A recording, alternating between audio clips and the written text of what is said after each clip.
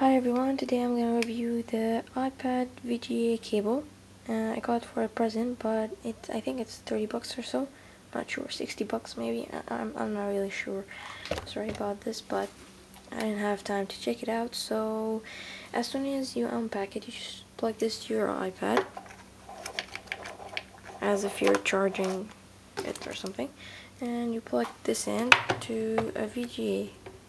It's your computer, your projector, your TV, whatever you want to call it.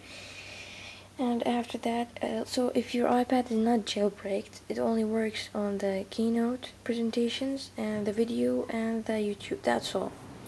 So if it's jailbreak, then you can use it in any app, any application. So mine is not jailbreaked. So go to presentation. As soon as you hit presentation on the, let's go back and show you. Okay, here's your presentation, here's your can edit, and here up is present your presentation. As soon as you hit it, you have this one. If you click the three buttons up, if you hit the three buttons up there, what happened? Sorry, I think it's stuck or something. Okay, these two arrows, you can go forward or backward to your presentation. And if you hit this one, it's supposed to works this time. There's some problem with it.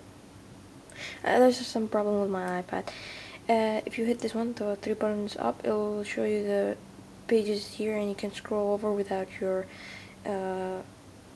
what you call arrows. And if you hold, you will see a laser on your presentation. Of course, you can see it here. I will show it to you in a minute. And that's all, and you can then exit. That's all. Now let me show you how it looks like on the TV, monitor.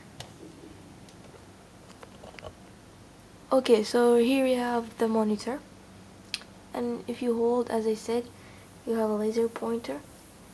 Okay, and you can scroll through pages.